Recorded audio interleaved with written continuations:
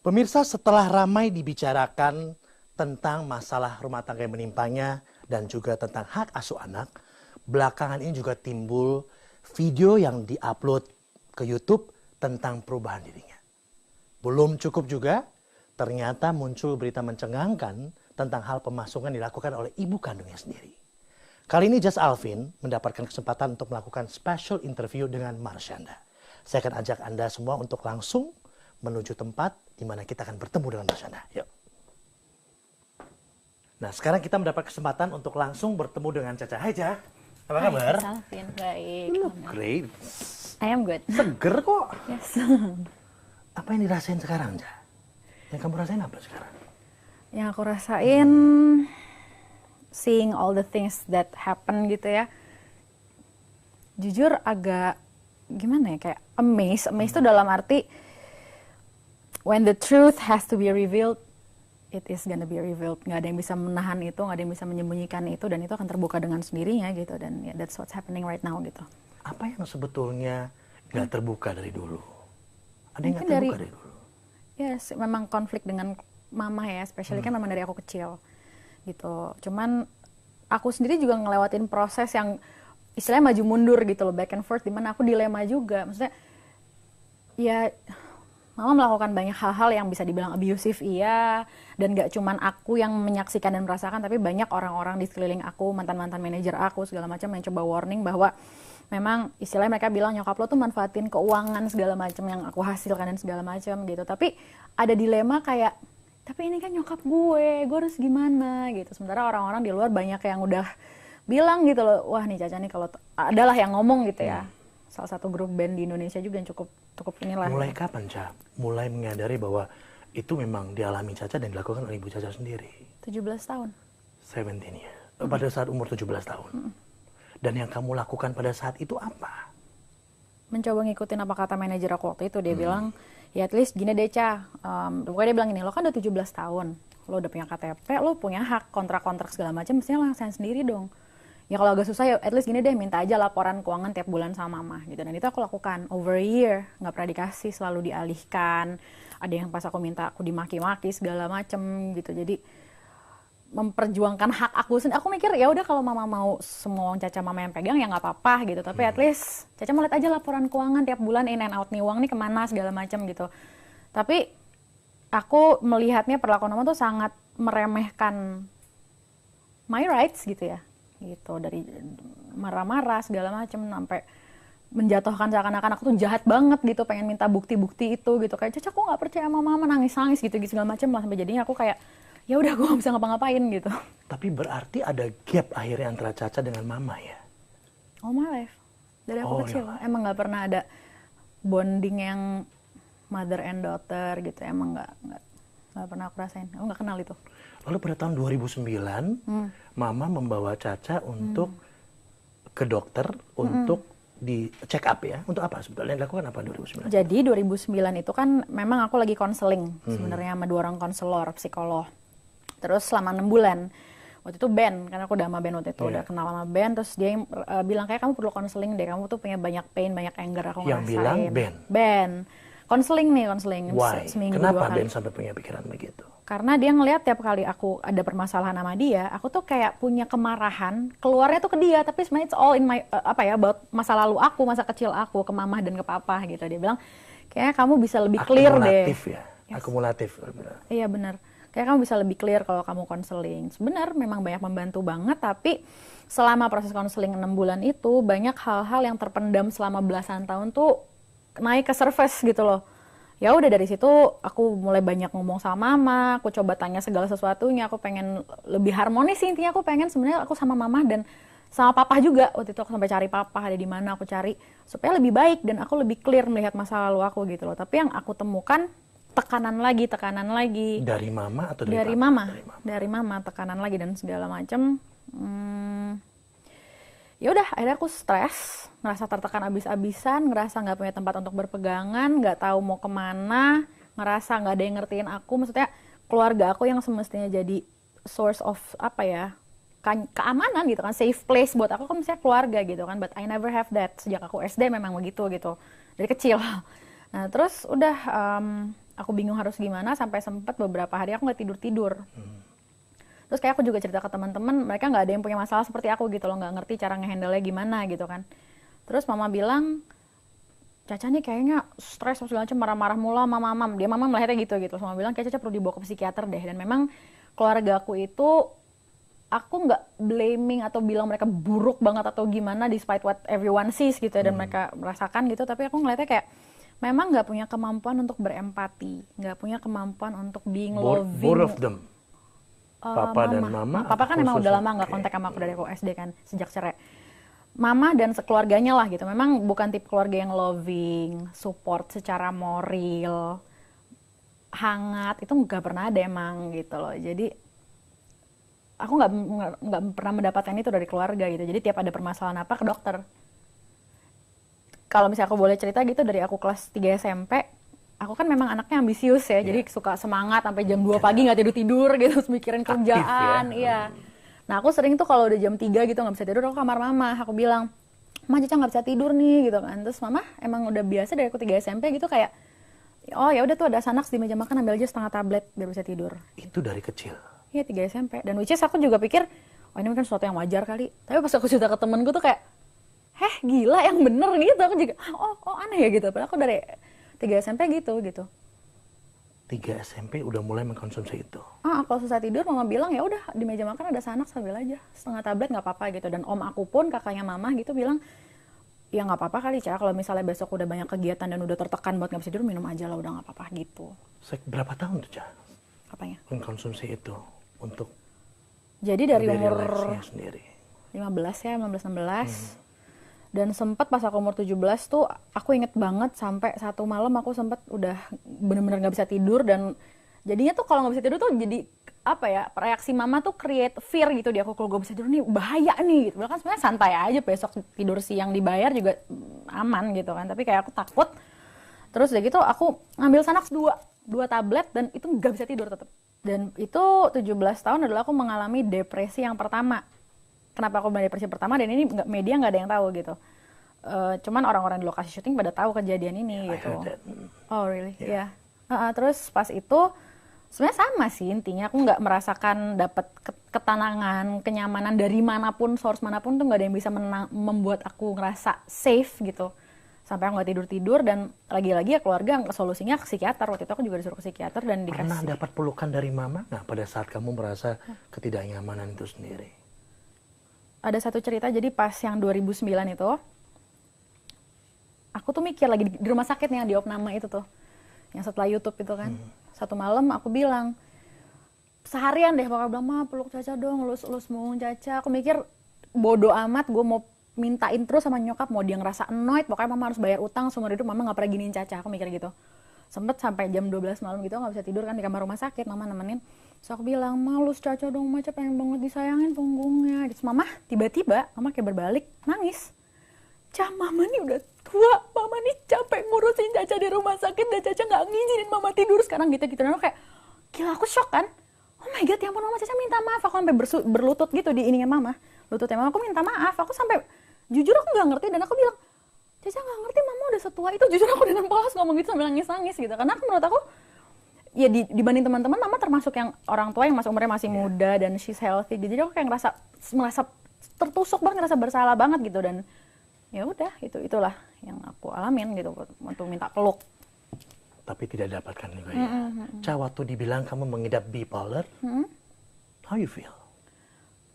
Kaget dan full of denial gitu. Dan sama si dokter Richard itu kan yang 2009 itu, udah beberapa hari aku di Opname, tiba-tiba dia ajak aku keluar ngobrol. Dia menyampaikan, Caca ini Tapi kamu tahu ya bipolar itu apa? Belum, pas itu baru dia kasih penjelasan. Kamu tuh ada punya bipolar disorder 2, dia bilang gitu. Dan itu pun seingat aku without any kind of tes tertulis, brain scan, nggak ada sama sekali. Takut, cemas, kaget. Kaget. Kita break dulu, kita kembali saat lagi hanya jatuh. Kali memang aku tiba-tiba pengen nangis, orangnya dengerin aja, dan dia kayak nggak yang nge-push atau apa, dan I'm totally fine. So you need someone to talk to and listen That's to you. all. Aku cuma perlu diterima sih sebenarnya.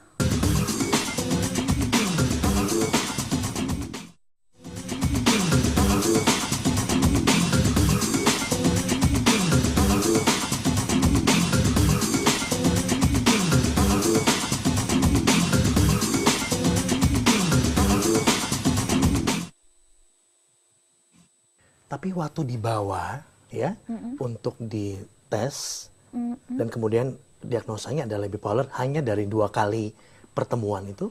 Iya, jadi pokoknya dokter Richard tuh pertama kali mutusin harus opname itu cuman berdasarkan konsultasi, kayak aku datang gitu kan sekali ngobrol dan dia langsung bilang ini harus opname gitu. Nah udah beberapa hari ketiga lah, keempat aku opname, dokter Richard nemuin aku, dia bilang Caca ini bipolar disorder gitu. Nggak ada tes, nggak ada brain scan, MRI segala macam tuh nggak ada. Udah tiba-tiba bilang gitu, dan ya aku pikir kan dia psikiater kan, ya udah aku percaya gitu. Dan sejak hari itu sampai bertahun-tahun aku tiap malam minum ada prescription, iya, antidepresan dan mood stabilizer gitu. Dan which is sekarang setelah aku coba cari second opinion tuh aku kaget gitu, psikiater yang mau ngetes aku nih kenapa gitu, mereka ada 4 orang, interview dulu sejam, besoknya suruh datang ngerjain soal psikometri 567 soal plus apalagi lah 100 sekian nomor. Terus gitu katanya mesti ada MRI juga, lab tes darah. Aku kayak dilakukan itu semua? Iya. Lakukan.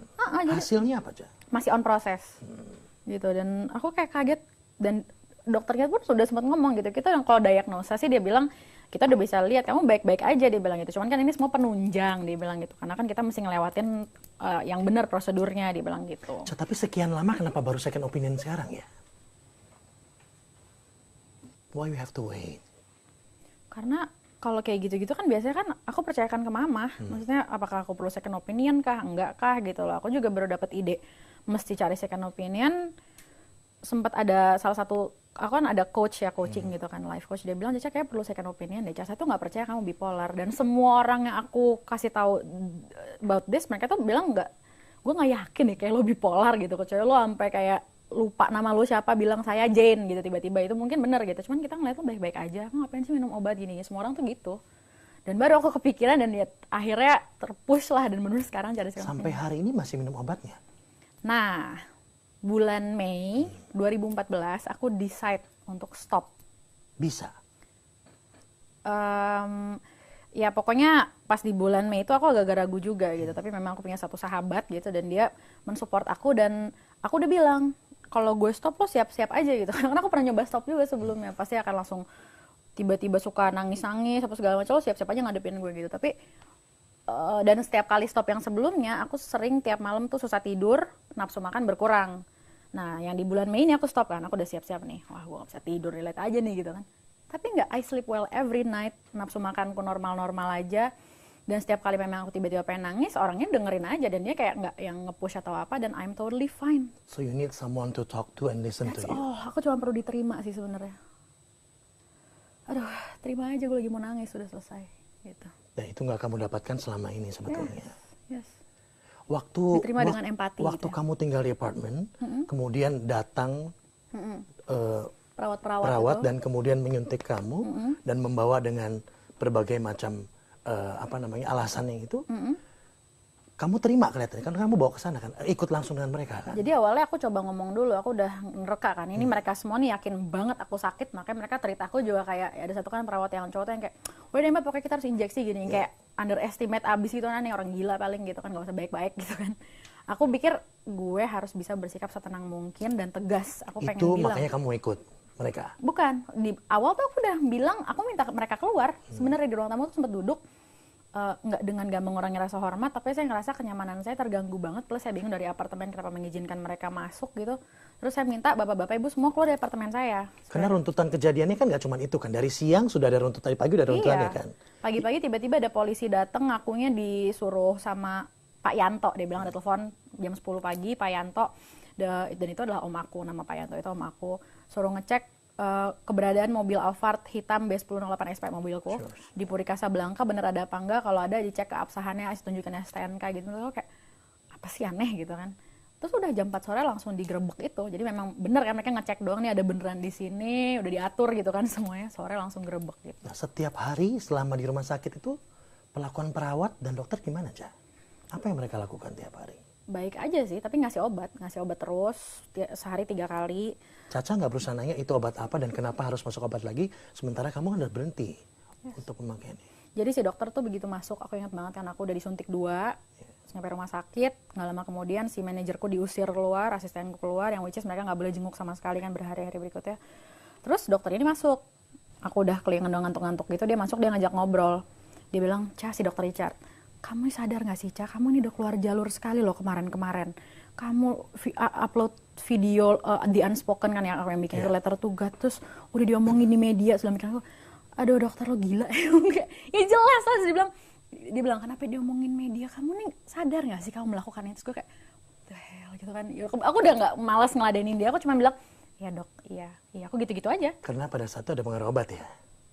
Iya, tapi aku masih sadar banget gitu, dan aku tahu gue melakukan semua itu dengan sadar, nggak lagi hang apa gimana gitu, dan aku nggak bisa convince nih dokter gitu, dia udah convince dengan keyakinan dia sendiri gitu. Jadi aku cuma mikir, iya aku gitu aja. Terus dia bilang, Caca ngantuk ya sekarang, ya udah tidur aja ya, dia bilang, dan aku tidur gitu. Dan yang aku ingat pas aku sadar gitu, atau udah jam 1, aku lihat jam, nggak tahu pagi siang sore malam, nggak jelas, nggak tahu udah berapa hari aku out gitu, pokoknya kayak gitu loh. Dan sampai seterusnya dikasih obat, dan beberapa keluarga yang datang tuh memang gitu, Caca sembuh dong, Caca harus sembuh ya. Dan aku kayak, wah ini mereka semua udah nggak beres nih, udah nggak ada yang bisa aku trust. Tadi Caca bilang Caca butuh orang untuk dengerin Caca aja, mendengarkan Caca nangis dan lain-lain untuk curhat dan lain-lain. Ya.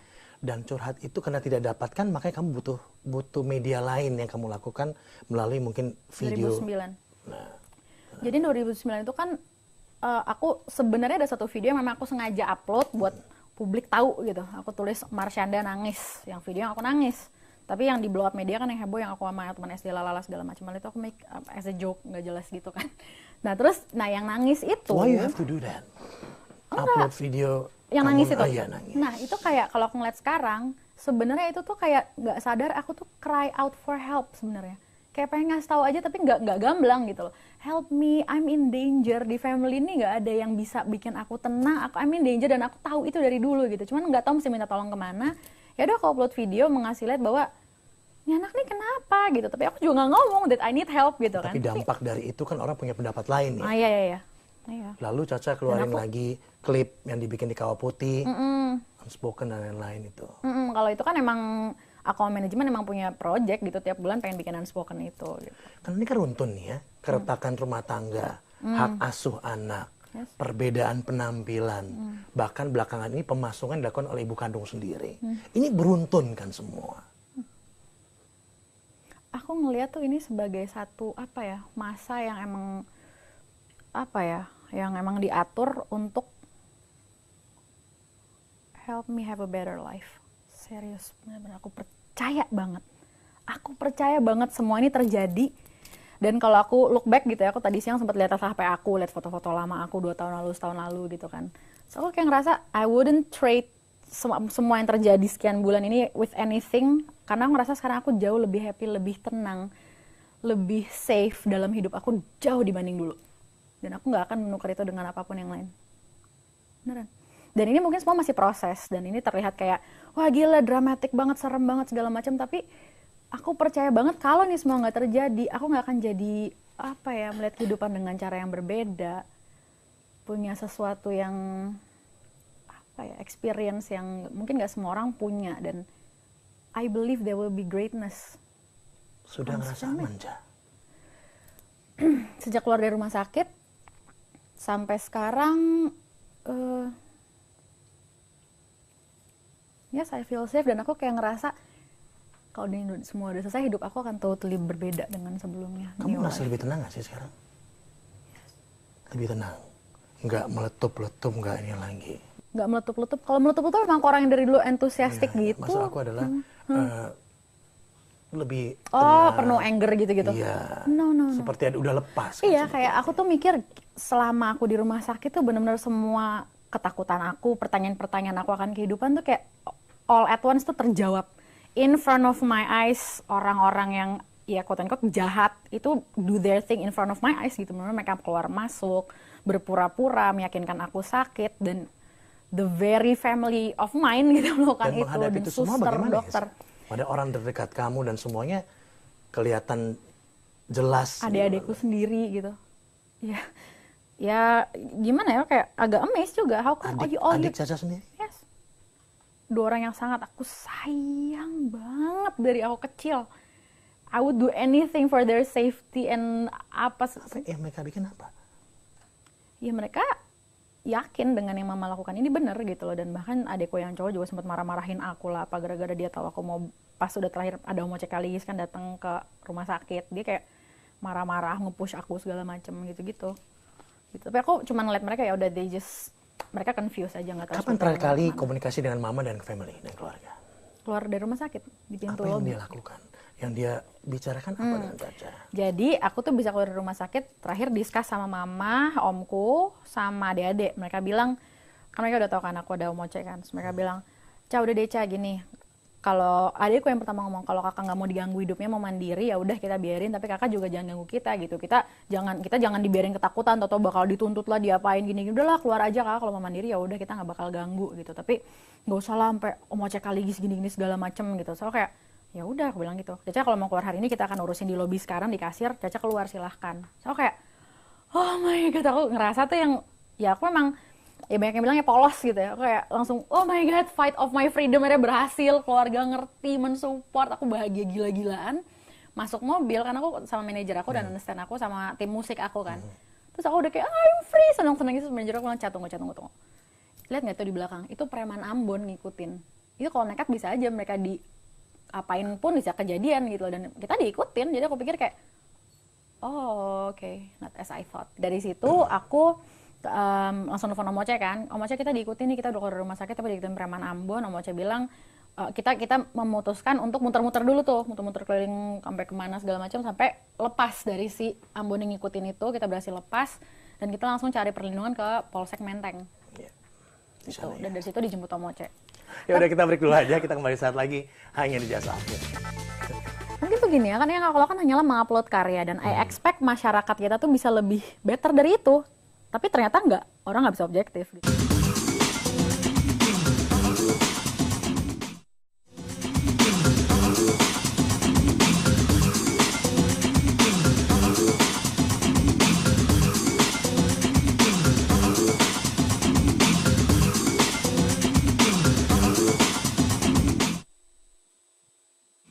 Sadar nggak sih apa yang kamu perbuat dengan men-upload video dan lain-lain, itu membuat orang ngira kamu tuh nggak waras, terus apa namanya, meletup-letup tadi yang nggak. Mungkin begini ya, kan yang aku lakukan hanyalah mengupload karya, dan I expect masyarakat kita tuh bisa lebih better dari itu. To be honest gitu, aku berharap kayak enggak lah, orang nggak bakal secetek itulah. Tapi ternyata enggak, orang nggak bisa objektif gitu. Jadi Orang mikir pandanganmu sebelumnya adalah orang bisa memahami kamu, orang ya? bisa memahami bahwa ya aku cuma mengupload karya aku bikin unspoken, terus memang kebetulan aku pas buka Karena jilbab. dibikin dengan ide kreatif kan sebetulnya kan, kalau kita Iya, lihat. kita bikin pakai apa angle segala macam, kameranya serius lah gitu kita ngerjainnya gitu. Tapi ya orang seneng aja gitu kan. Wah, nih gila, enakan ngomong gitu kan, enak tuh. Apalagi orang-orang yang mungkin nggak mengerti cara handle emosi segala macam di sosial media dengan sangat mudah gitu, tinggal klik post jadi gitu. Lalu tentang perubahan penampilan yang cukup drastis yang bikin orang kembali, ini apa sih orang gitu loh. Ya kan itu bikin orang kayak akumulatif juga, bahwa ini kayak dari bikin nangis upload ini tiba-tiba rubah lagi apa yang sudah ditetapkan gitu. Misalnya itu kenapa? Apa yang membuat seorang Caca berubah penampilan seorang Caca? Itu masalah kejujuran diri sendiri aja sih sebenarnya. Dan kalau misalnya mau berdebat soal agama, itu bukan tempatnya aku ya. Berdebat soal apalah hukum-hukum Islam, ya kita semua tahu gitu ya. Dan aku cuma bisa bilang aku sekarang lepas jilbab gitu karena aku merasa inilah yang aku rasakan sekarang gitu, maksudnya terhadap diri aku. Siapa menyadarkan kamu tentang ini? Tentang apa? Tentang ini yang kamu mau gitu loh sebetulnya. Aku sendiri yang mau gitu. Dan aku berpikir, pastilah aku berpikir nih kalau gue buka jilbab pasti orang-orang heboh gitu kan. Cuman aku berpikir kalau aku mempertahankan aku tetap pakai jilbab hanya demi karir, demi supaya nggak ditolak fans, nggak dihebohin media, itu bukan alasan yang benar. Jadi ya udah aku lakuin gitu. You dealing with yourself ya. Iya. Dan itu akhirnya kamu ambil. Dan itu aku putuskan dan aku lakukan gitu. Aku merasa ya inilah aku yang sekarang gitu. Lebih memilih untuk dengan penampilan lepas jilbab sendiri. Lebih lega, lebih happy, lebih ya this is me right now. Tapi bukan berarti aku juga jadi nggak percaya Tuhan gitu apa gimana, nggak juga, biasa aja. Dan konsekuensinya adalah orang menganggap itu, ya aku juga nggak ngerti ya, maksudnya kayak orang tuh mungkin karena yang dulu 2009 gitu kan, mereka sangat mudah mengatakan stres, depresi segala macam tanpa bukti dan apapun yang jelas gitu. Tapi ya udah, emang orang mungkin hobinya gitu kali. Oke, saya mau undang Om Oce sekaligus karena sudah datang kelihatannya. Om Oce silakan. Nah ini dia. Jadi ini yang bikin tenang ya, Om. Ya, Jadi ayo, ini kawan. yang bikin Caca udah lebih aman, lebih tenang kelihatannya ya. Apa yang dilakukan sebenarnya? Sebenarnya itu seorang lawyer yang baik ya. Selain menguasai hukum, secara psikologi, mesti menguasai klien. Karena kan saya menghadapi klien itu macam-macam ya. Dari artis sampai presiden dan lain sebagainya. Dari orang kecil sampai konglomerat. Jadi tentu kalau saya, a matter of fact dulu. The legal basis itu dulu saya katakan ya. Jadi sebenarnya sebelum saya ketemu beliau itu sebelum kejadian dan sudah ketemu. Saya setiap kali ketemu orang kan komunikasi. Saya bisa tentukan orang ini macam apa karena kan udah 48 tahun jadi pengacara. Waktu itu kelihatan waras ya Om pertama kali first impression. Mohon maaf, bukan karena klien saya amat sangat waras. Dari pembicaraannya, nyambung dan lain sebagainya. Dan dia mempunyai pendirian sendiri, itu aja. Bahkan sempat pada waktu itu cerita sama saya bagaimana kalau buka jilbab. Sama itu hak asasi dari seseorang. Jadi kemudian tiba-tiba saya kan kasih kuliah di S3 di Manado. Kok panik banget anak saya, Velof. Papi, telepon. Akhirnya saya kan telepon. Mesti datang katanya ke rumah sakit. Mestinya kan saya tanggal 4 baru datang. Tapi saya langsung memutuskan tanggal 2 saya datang. Tapi sebelum saya datang, saya telepon Dr. Sutrisno. Sebagai katakanlah ketua dari pimpinan ya. Karena kebetulan saya juga lawyer di sana. Pak Sutrisno, saya mau ketemu sama klien saya namanya ini. Dia jawab, ya boleh Pak Kaligis. Dia sendiri nggak tahu mengenai masalah ini. Di kamar 106. Saya sampai jam 7 malam langsung ke Dr. Sutrisno saya panggil. Saya mau naik ke atas. Tiba-tiba dikasih lihat tanda tangan dari ibunya. Saya lihat, saya catat siapa-siapa yang boleh masuk. Saya tanya sama Dr. Sutrisno. Yang sakit ibunya atau anaknya? Panik Dr. Sutrisno. Anaknya loh, kenapa mesti ada ibunya yang menyatakan saya nggak boleh masuk? Akhirnya saya dapat ini surat kok dari, katakanlah, saya dari itu buat bunyinya gini. Mohon bantuan dengan hormat, ini adalah keluarga, ibu dari saudara Marsanda. Yang ingin menemui anaknya yang kebetulan menginap di sini. Dan dalam kondisi sakit yang perlu segera mendapat penanganan medis. Kebetulan saat ini pun tim medis bersama-sama datang ke sini. Kalau saya baca surat ini, sudah aneh sekali. Kok yang minta dirawat bukan yang si pasien? Ibunya. Ada apa ini? Kemudian setelah saya masuk, itu ada bodyguard, nggak boleh masuk. Saya ngomong baik-baik sama bodyguard itu. Saya bilang, ini adalah rumah sakit loh, hati-hati. Bukan area Anda, nggak boleh masuk kok. Saya ditemani sama satpam rumah sakit. Saya bilang, ini perintah rumah sakit, saya katakan. Saya masuk ketemu, kaget saya keadaan. Nah, saya katakan cerita bagaimana keadaan saya sempat terekam pada waktu itu. Saya bilang, loh kok aneh. Pertanyaan pertama, apakah saya katakan Marsanda yang minta untuk konsultasi sama dokter? Enggak sama sekali. Bagaimana waktu itu? Saya di dalam mobil loh. Tambah saya merasa aneh kan. Jadi saya yakin ini polisi nggak tahu apa-apa. Dibujuk-bujuk sama ibunya dan saya baca di koran, ibunya itu tunggu berjam-jam. Minta untuk supaya ditemenin anaknya mau diobati. Ini pasti, saya udah kesimpulan, pasti polisi nggak tahu sama sekali. Cuma alasan kemanusiaan mengaku seorang ibu, sampai polisi juga cukup berhati-hati minta KTP ibunya, ada di sini KTP ibunya. Kok aneh banget baru kali ini? Kan dia sudah dewasa. Saya ngomong sebelumnya. Saya lihat, Anda lihat aja sekarang bagaimana dia berbicara. Bagaimana dia majukan pendapat-pendapatnya. Runtut, bagaimana kemauannya sendiri, bagaimana pendiriannya. Saya kira kalau Anda lihat dari, misalkan dari komunikasi itu yang secara wajar ya. Kan kita udah biasa ketemu sama banyak orang. Iya. Jadi pada waktu itu sempat saya bawa turun. Ketemu Dr. Sutrisno. Dia begging very much. Pokoknya saya mau keluar hari. Saya bilang kan, Pak Dr. Sutrisno sudah ketemu sendiri. Bahkan saya bilang, Pak Sutrisno, kan wajar. Saya urus malam itu kalau boleh keluar. Tapi Sutrisno bilang tunggu dulu. Karena Richard katanya belum kasih besoknya dia kasih kesempatan saya ngomong sama Richard. Kemudian dengan manajernya saya ngomong juga bagaimana sih peristiwa sebenarnya. Tapi materinya cukup bagus. Tiap peristiwa dia ada fotonya, apa segala macam, ada buktinya. Jadi bukan ngomong ditunjang oleh bukti. Akhirnya saya bilang, Richard, you hati-hati saya katakan. Kok bukan pasien you yang minta konsultasi sama you, tapi you yang memaksakan dia masuk ke dalam rumah sakit, dan yang disuntikan itu apa? Nah, pada malam itu, Marsiana masih bilang, boleh nggak saya minum obat? Saya bilang, tolak. Dan sejak malam itu kan kamu tolak. Di depan Sutrisno, katakan boleh tidak minum obat. Kan kita nggak jelas obat apa itu kan. Kemudian saya datang jam 1. Udah bikin, tadinya kan kuasanya kan memang saya kuasa dari beliau. Tadinya tulis tangan aja, besoknya saya sudah ketik. Terus surat untuk minta supaya dia keluar dari rumah sakit sudah ada ditandatangani. No? Saya sampaikan ini ke rumah sakit. Dia mau second opinion di sini jelas sekali. Dia baca ya ini yang saya mau dia tandatangani. Saya berikan kepada rumah sakit. Terus saya bilang sama Sutrisno, kalau sampai nggak keluar hari ini, rumah sakit itu. Jadi berdasarkan surat itu ya, bukan izin daripada orang tua untuk dia udah dewasa, 25 tahun, dia tidak dibawa perwalian. Kita ngomong hukum aja dulu deh. Dia sudah minta kepada kepala rumah sakit, dia mau keluar malam itu, dia sudah bawa barangnya, sudah bawa. Saya juga kasihan mukanya, saya lihat saya mesti tinggalkan dia dalam keadaan tidak keluar. Saya aku yakin banget ya Om Oce cabut ya kan, gue masuk kamar pasti dipaksa mau disuntik lagi, cuman aku langsung tegasin aja kalau tetap maksa aku bisa suruh rumah sakit. Iya, saya bilang tunggu karena kan saya mesti disediakan. Jadi besoknya saya kerja seharian jam 1 saya datang. Saya bilang, Dr. Richard, saya SMS, saudara akan berbahaya nanti kalau tidak keluar. Ini merampas kemerdekaan seseorang. Saya udah bilang sama si Dr. Sutrisno kaget waktu lihat surat itu. Ditandatangani lagi sebagai saksi oleh katakanlah perawatnya Dewi namanya. Dia panggil Dewi. Boleh masuk itu. Loh kenapa nanti kalau ada apa-apa terlibat.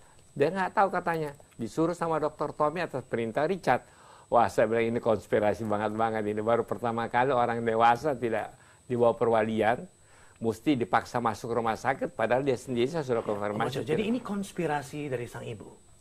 Udah jelas kalau saya bilang iya. Oke, kita break dulu, kita kembali saat lagi. Ya. Hanya jasa. Jadi Om Oce tuh yakin sekali bahwa ini adalah konspirasi dari sang ibu ya. Suratnya dari pertama. Bahwa sebenarnya dia tidak sakit, kan faktanya dia nggak sakit.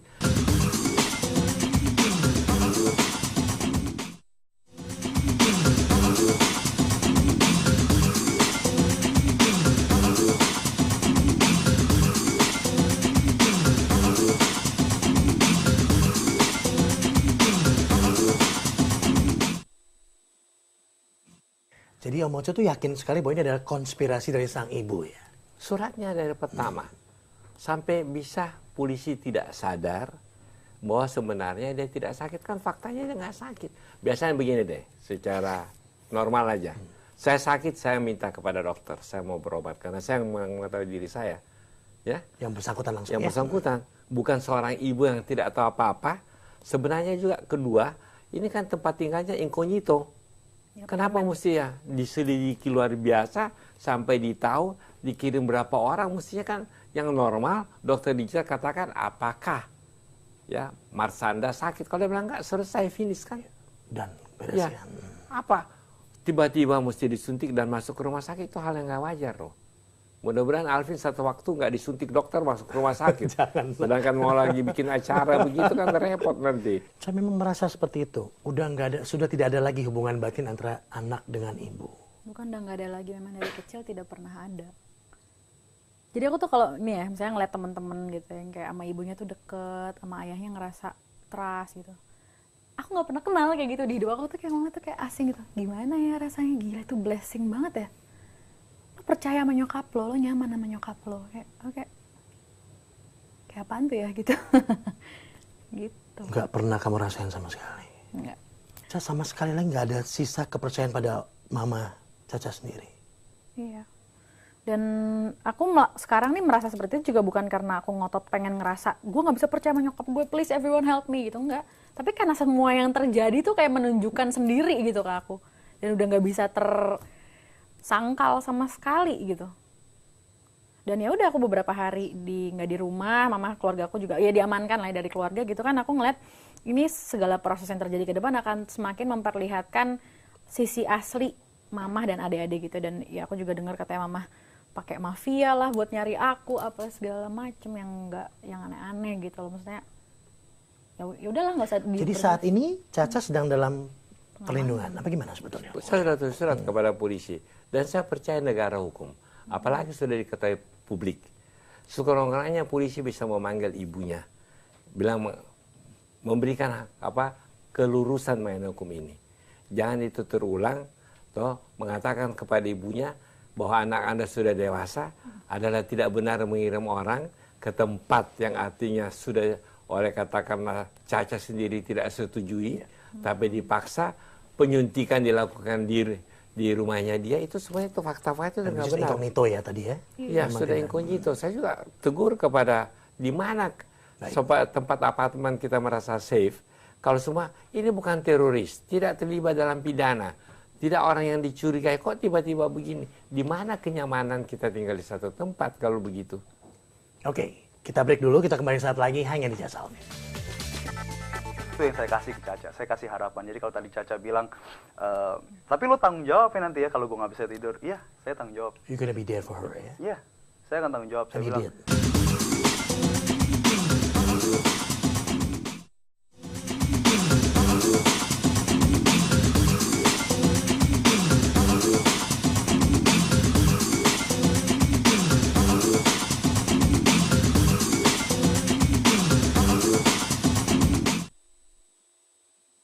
Tapi memang pada saat Jumat yang lalu memang sudah mulai diinformasikan ke publik ya. Jadi memang aku sama manajerku sepakat bahwa yaudah kita upload aja ke channel YouTube aku. Aku menyatakan klarifikasi yang sebenarnya terjadi itu the whole thing itu apa. Kita bikin video. Jadi untuk menghindari apa ya, diombang-ambing berita dan segala macem lah gitu. Jadi udah kalau misalnya mau lihat yang benar Caca ngomong apa, buka aja YouTube-nya gitu. Di situ ada semua. Iya. Dan ini dilakukan oleh manajemen manajemen aku. Caca sendiri ya. Sandy ya. Sandy. Kita panggil Sandy yuk. Sen, silakan Sen. Nah ini dia. Jadi ini orang yang thank you for coming. Jadi ini orang yang berada di belakang Caca ya. Benar-benar. Yang saya dengar memang melakukan berbagai upaya pada saat kejadian-kejadian berlangsung, inisiatif dari Sandy yang mengcapture dan merekam kejadian-kejadian itu ya. iya, betul. Dan dia juga saksi fakta. Iya. Dia ada di mobil Dan yang pas bersama-sama disuntik Caca. itu juga ada Sandy di apartemen Saya- segala. Kenapa punya ide itu? Saya merasa melihat bahwa selama ini orang memandang Caca berbeda gitu ya, maksudnya dengan konotasi negatif gitu. Tapi selama saya jalan dengan Caca 4 bulan gitu, bekerja sama dengan Caca, termasuk dengan tim musik, tim manajemen yang lain gitu, nothing's wrong with her. Tapi kan baru 4 bulan ya. Iya. Sebelum 4 bulan ini pandangan seorang Sandy terhadap Caca dengan berbagai macam berita miring yang ada di masyarakat seperti apa, Sen? Saya selalu memandang semuanya itu dengan positif ya. Saya nggak ngelihat semuanya tuh sisi negatif aja. Setiap kehidupan seseorang itu harus adil dilihat dari dua sisi. Saya selalu memandang seperti itu gitu. Orang bisa memandang lain, saya juga harus punya persepsi sendiri gitu. Tapi sempat melihat nggak karya-karya Caca sebelum, dalam arti pada saat dia upload video nangisnya, kemudian sampai dengan yang kalian bikin di Kawah Putih itu, sempat melihat nggak sebenarnya itu adalah luapan dari curahan hatinya dia untuk berbicara pada orang, untuk dengarkan, diterima. Saya salah satu orang yang bisa mendengarkan dia menangis. Iya. Kapan Caca menangis, Sen? Terus terang, mungkin kalau tadi Caca mungkin cerita gitu ya, ketika dia mencoba untuk stop berhenti minum obat, saya orang yang juga challenge dia untuk berhenti minum obat. Saya nggak percaya gitu bahwa orang totally nggak sembuh gitu. Bahkan tadi juga beberapa kita ngobrol dengan psikiater Caca yang baru, dia bilang seharusnya adalah seorang pasien atau orang yang sakit itu dia harus diberi harapan. Itu yang saya kasih ke Caca, saya kasih harapan. Jadi kalau tadi Caca bilang, tapi lo tanggung jawab ya nanti ya kalau gue nggak bisa tidur. Iya, saya tanggung jawab. You're gonna be there for her ya. Iya, saya akan tanggung jawab. Saya And he bilang, did. Hari ini Caca ulang tahun hari Minggu kan, tanggal 10 Agustus kan. Happy birthday. Ingat loh dia. Wah, iya dong. Pas ulang tahun loh, selamatin dong. Udah tadi udah. Udah ya. Iya dong. Itu dia. Iya. Wah, Ca, kalau ada yang ingin disampaikan kepada keluarga, ya Mam, keluarga adik dan lain-lain semuanya, Caca mau ngomong apa? Semua yang terjadi ini adalah ya apa ya, yang seperti yang sering kita dengar gitu, bahwa apa yang kita tanam itu yang kita tuai, dan itu berlaku sama siapapun gitu. Dan personally aku terus menerus dari dulu selalu berusaha maksudnya bukannya in spite of aku malah membenci mama atau keluargaku gitu, tapi aku selalu berusaha memahami aja kenapa mereka begini, kenapa mereka begitu secara psikologis gitu. Jadi apa yang terjadi secara hukum itu terjadi secara hukum gitu, karena memang keadilan yang harus ditegakkan dan sebagainya gitu. Tapi aku personally sampai mati aku sayang lah sama mereka semua gitu, dan ya udah yang harus terjadi dan acceptance itu ya, terima ya, ya emang nerima. harus begitu. Iya. Tapi apa yang harus dari segi hukumnya tentu akan diproses secara hukum. What do you want? My last question. Yes. Yang pasti garis besarnya ya dari apa yang aku mau, aku pengen sharing akan kebahagiaan, inspirasi kepada lebih banyak orang gitu. Dan mungkin apa yang terjadi dengan aku saat ini, ya actually it's all of my life gitu ya, itu aku bisa bikin sesuatu dari situ mungkin yang bisa lebih membuka mata lebih banyak orang, menggugah lebih banyak orang. Dan aku membawakan itu bukan hanya karena cerita-cerita, tapi I really experience all of that gitu. Been through ya. Iya benar, dan bisa menjadi apa ya, pelajaran mungkin buat banyak orang juga. Mungkin di luar sana banyak juga sebenarnya yang ngalamin hal kayak aku gini, entah mereka di dunia entertainment atau nggak di dunia entertainment gitu ya, yang orang tua yang tidak sadar memperlakukan anaknya, merampas hak asasi anaknya gitu, abuse mereka atau apapun. Dan juga anak-anak yang dilema gitu, karena gue nih disiksa orang tua gue tapi mereka orang tua gue gitu, what should I do gitu. Jadi mudah-mudahan bisa menyentuh hati banyak orang dan make a difference. Itu doang sih aku pengen make a difference. Kelihatannya habis ini akan ada YouTube lagi yang banyak video klipnya keluar. Oke, Om Oce terima kasih banyak udah diundang kemari. Kasih kesempatan lagi. Saya diundang kan? Saya nggak tahu tempatnya di mana ya. Di mana? Seru sekali ini kan? Alvin yang tahu. Sama Sen, dengan terima saya. kasih. Mas Hendra, terima kasih. Nah, ini coba kita just Alvin. Mudah-mudahan saja apa yang kita sajikan hari ini, perbicaraan kita bertiga ini bisa membuka value lain dari teman-teman, sahabat-sahabat Just Alvin bertiga ke depan Anda. Saya Alvin Adam, selamat malam Just Alvin, sampai jumpa. Thank you. Not once as we